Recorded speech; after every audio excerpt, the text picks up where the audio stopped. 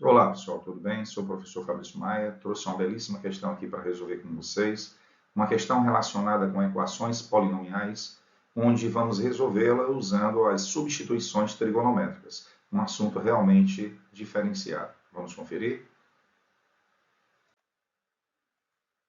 Determine as raízes reais da equação 8x, que multiplica 2x ao quadrado menos 1, que multiplica 8x à quarta menos 8x ao quadrado mais 1 igual a 1. Então, de imediato, estamos diante de uma equação do sétimo grau. Por quê? Porque 8x é um polinômio do primeiro grau. 2x ao quadrado menos 1 é um polinômio do segundo grau. E 8x à quarta menos 8x ao quadrado mais 1 é um polinômio do quarto grau. Então, ao multiplicar um polinômio do primeiro por um polinômio do segundo, eu obtenho um polinômio do terceiro. E ao multiplicar um polinômio do terceiro por um polinômio do quarto, obtemos um polinômio do sétimo grau.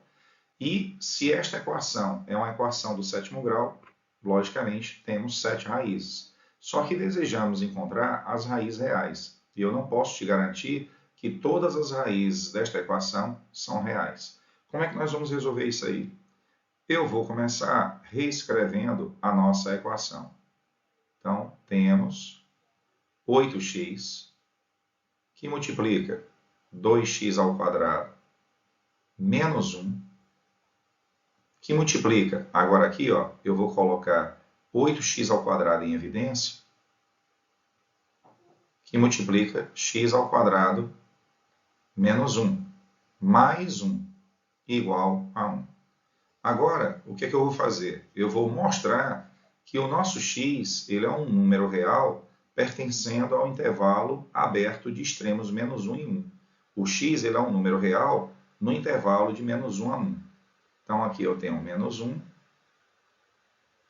aqui eu tenho 1, e o objetivo agora é mostrar que os valores de x, as raízes dessa equação, estão nesse intervalo aberto, de extremos menos 1 e 1. Como é que nós vamos fazer isso? A velha inspeção. Vamos fazer aqui algumas verificações. Então, para x igual a 1, como é que fica esta equação aqui? Ó? 8 vezes 1. Aqui você vai ter 2 vezes 1 ao quadrado menos 1, que dá 1. E aqui você vai ter 8 vezes 1 à quarta, menos 8 vezes 1 ao quadrado, que dá 0, mais 1. E aí você recai numa sentença falsa, do tipo 8 igual a 1. Se esta sentença ela é falsa, então 1 não é raiz. Ok? Agora eu vou mostrar que menos 1 também não é raiz. Então, para x igual a menos 1, fazendo aí as devidas substituições, eu vou ter 8 vezes menos 1, vezes, aqui vai ficar 2 vezes menos 1 ao quadrado, que dá 2, menos 1, que dá 1. E aqui vai ficar 8 vezes menos 1 à quarta, menos 8 vezes menos 1 ao quadrado, que dá 0, mais 1. Novamente, sentença falsa.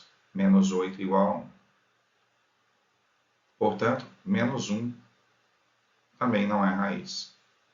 Ok? Aí agora, nós vamos justificar por que não existem raízes à direita de 1. Porque o nosso x não pode ser maior do que 1. Tá? Se o x for maior do que 1, 8x vai ser maior do que 8. Veja, se o x for maior do que 1, ao multiplicar por 8, fica 8x maior do que 8. Então, aqui eu tenho um número maior do que 8. Agora, sobre este valor, se o x é maior do que 1, x ao quadrado vai ser maior do que 1. Dobrando os dois lados, fica 2x ao quadrado maior do que 2. Subtraindo 1, fica 2x ao quadrado menos 1 maior do que 1. Então, este fator ele é maior do que 1. Ok?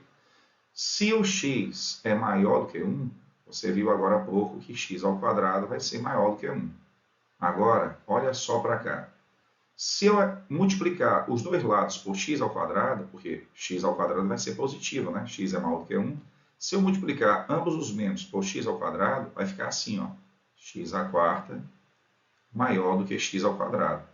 Multiplicando por 8, eu tenho 8x à quarta menos 8x ao quadrado maior do que zero. Ora, maior do que zero, quando eu somo 1, isso aqui vai dar mais de 1. Então, veja o que nós encontramos. Um número maior do que 8, vezes um número maior do que 1, vezes um número maior do que 1, igual a 1.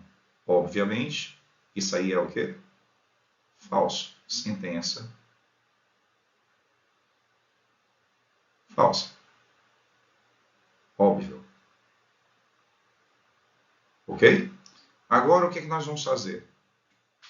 Eu vou verificar, vou tentar mostrar que não existe raiz aqui à esquerda. Mostrar que o x não pode estar à esquerda de menos 1. Certo? Então, vamos fazer aqui, pensar tudo de novo. Por que o x não pode ser menor do que menos 1? Então, se o x for menor do que menos 1, quando eu multiplicar os dois lados por menos 1, o que é que vai acontecer? Eu vou ter menos x maior do que 1. Então, façamos o seguinte, multiplique os dois lados por menos 1. Aí fica menos x maior do que 1. Ora, se menos x é maior do que 1, veja, quando eu multiplico 8 vezes x, isso aqui vai dar negativo, né? Porque o x é menor do que menos 1, então o x é negativo. Então, 8 vezes x vai dar negativo. Agora, a respeito disso aqui, vai dar o quê? Vai dar positivo. Por que positivo? Já que o nosso amigo menos x, ele é maior do que 1, eu estou comparando números positivos. Elevando ao quadrado, vai ficar x ao quadrado maior do que 1. Ora, se eu dobrar, fica 2x ao quadrado maior do que 2. Se eu tirar uma unidade de ambos os membros, fica 2x ao quadrado menos 1 maior do que 1. Então, este número ele é positivo. Aqui é negativo. Agora, a respeito desse, a mesma coisa. Você tem aqui um número positivo, porque o raciocínio ele vai ser análogo, né? Se o nosso menos x ele é maior do que 1, o que a gente pode fazer? Estamos comparando dois positivos. Eleva ao quadrado, fica x ao quadrado maior do que 1. Já que x ao quadrado é maior do que 1, x ao quadrado é positivo, multiplica os dois lados por x ao quadrado, fica x à quarta maior do que x ao quadrado. Multiplica agora por 8, fica 8x à quarta maior do que 8x ao quadrado. Se você passar tudo para o primeiro membro, fica 8x à quarta menos 8x ao quadrado maior do que zero. Então, se você somar 1, fica 8x à quarta menos 8x ao quadrado mais 1 maior do que 1. Significa que isso aqui é positivo. Ora, como eu posso ter negativo vezes positivo, dando positivo? Esta igualdade não ocorre. Negativo vezes positivo não vai dar 1 nunca. Tá? Então, significa que não existem raízes à esquerda de menos 1. Então, eu vou escrever sentença falsa novamente. Tá? Então, vamos escrever aqui. Isso aqui implica sentença falsa. Então, o nosso x não pode ser 1, não pode ser menos 1, não pode ser maior que 1 e não pode ser menor do que menos 1. Quer dizer, ele não pode estar aqui, não pode estar aqui, não pode ser 1, não pode ser menos 1. Portanto, o x está entre menos 1 e 1. Então, daí a gente começa a nossa resolução. Vamos lá. Temos, escrevendo de novo a nossa equação. 8x vezes 2x ao quadrado menos 1 vezes, lembra que eu coloquei o 8x ao quadrado em evidência? Ficou x ao quadrado menos 1 mais 1 igual a 1. Aí tomemos esse x igual a cosseno de θ. Por que x igual a cosseno de θ? Porque o x ele está no intervalo de menos 1 a 1. E aí o nosso θ ele está no intervalo de 0 a π. Você sabe que para um θ no intervalo de 0 a π, o cosseno ele vai variar de menos 1 a 1. Certo? Então, o x é o cosseno de θ. Isso é uma mudança de variável, é uma substituição trigonométrica. Daí, a nossa equação vai ficar assim: 8 vezes cosseno de θ, 2 cosseno ao quadrado de θ menos 1, e 8 cosseno ao quadrado de θ, vezes cosseno ao quadrado de θ menos 1, mais 1. Aí você fecha aqui com colchete, igual a 1. Aí é bom que aqui seja também um colchete. Ok? Bem, quando eu olho para cá, você tem 8 cosseno de θ. O ideal é você já saber que isso aqui é um arco duplo, é o cosseno de 2θ. Tá? E o ideal também é você saber que isso aqui nada mais é do que o cosseno de 4θ, tá? Igual a 1. Mas se de repente você não está familiarizado com esta expressão, você pode fazer isso aqui, ó. 8 cosseno ao quadrado de θ. Aí aqui, ó, quando você olha para cá, você percebe facilmente que isso aí é menos seno ao quadrado de θ. Mais 1. Aí agora você vai ter exatamente menos 2, que multiplica 4, seno ao quadrado de θ, cosseno ao quadrado de θ, mais 1. O que eu posso fazer com isso aqui? Eu posso escrever 2 seno de θ, cosseno de θ ao quadrado, mais 1. Ora, arco duplo é o seno de 2θ. Então fica menos 2 seno de 2θ ao quadrado, que eu posso escrever assim, mais 1. Só que mudando aí a posição, lembra o que é isso aqui? Isso aqui nada mais é do que o cosseno de 4θ, que é exatamente o que eu coloquei aqui. Ó. Então, o ideal é o cara já conhecer, né, esta transformação. Se não conhecer, vai no braço e transforma. Tá? Agora, próximo momento, vamos trabalhar com esses arcos. É o cosseno de θ, o cosseno de 2θ e o cosseno de 4θ. O que é que a gente pode fazer? Eu vou multiplicar os dois lados por seno de θ. Então vai ficar assim, ó, 4 vezes 2 seno de θ, cosseno de θ, cosseno de 2θ, cosseno de 4θ. Cosseno de 4θ. Igual seno de θ. Você multiplicou os dois lados por seno de θ. Mas o que é isso aqui? É o arco duplo seno de 2θ. Então você vai ter 4 seno de 2θ, cosseno de 2θ, cosseno de 4θ, igual seno de θ.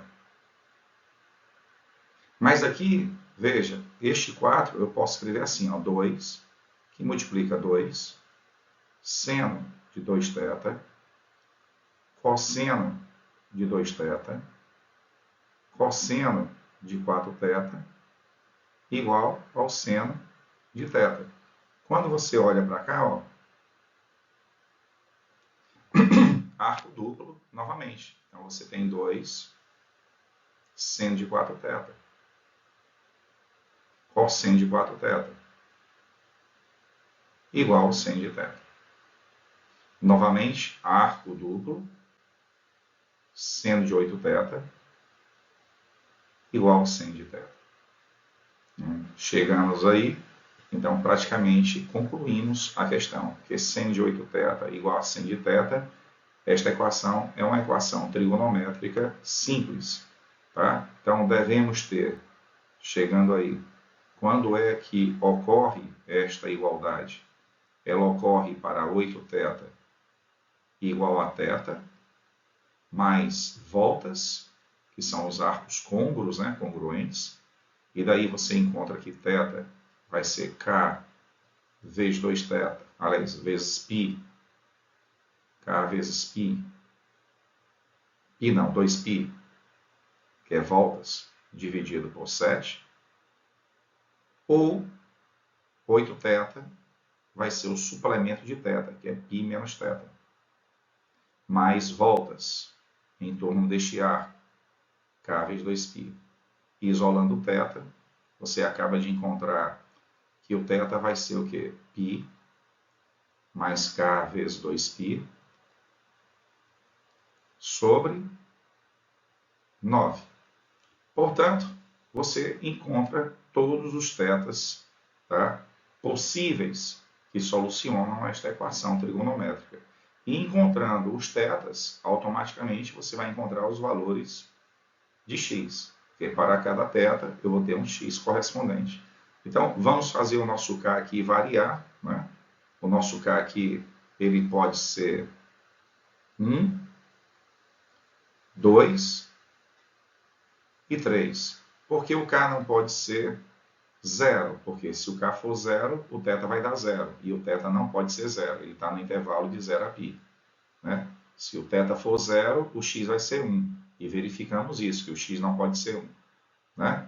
Então, você começa pelo K igual a 1, 2, 3. Não faz o K igual a 4, porque aqui vai dar 8π sobre 7. Passa de π. Então, os possíveis valores de K são esses aí. Agora, no outro θ, o nosso K ele pode ser 0, ele pode ser 1, ele pode ser 2, ele pode ser 3. Veja que o nosso K ele não pode ser 4 aqui, porque 4 vezes 2π vai dar 8π, mais π dá 9π, 9π sobre 9 dá π. E o θ não pode ser π, o nosso intervalo aqui é aberto. Portanto, ó, você encontrou 3 valores para cá aqui e 4 valores. Isso vai gerar 7 soluções, 7 valores para x. Então, portanto, quais são as nossas raízes, né? As raízes reais desta equação? Portanto, as raízes reais são, solução, é um conjunto formado por elementos cosseno de θ, tal que o θ ele pode ser, para K igual a 1, 2π sobre 7. Para K igual a 2, 4π sobre 7. Para K igual a 3, 6π sobre 7. Para K igual a 0, no outro θ, né? Aqui, ó, para K igual a 0, você vai ter π sobre 9. Para K igual a 1, você vai ter 3π sobre 9. 3π sobre 9, simplificando, π sobre 3. Para K igual a 2, 5π sobre 9.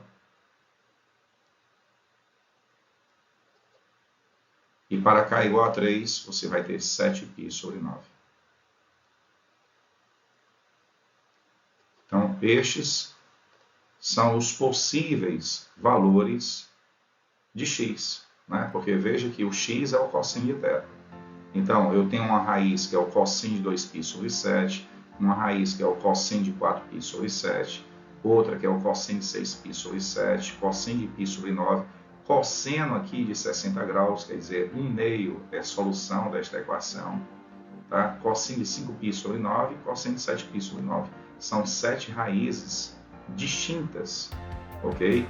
Espero aí que vocês tenham entendido, realmente é uma questão diferenciada. Itaim, essas escolas militares, escola naval, eles gostam de construir transversalidades, né, assuntos que passam por outros assuntos. Então, é importante você conhecer com antecedência ideias assim. Espero que vocês tenham entendido. Um grande abraço, fiquem bem, deixa lá o seu feedback e até o próximo vídeo. Valeu!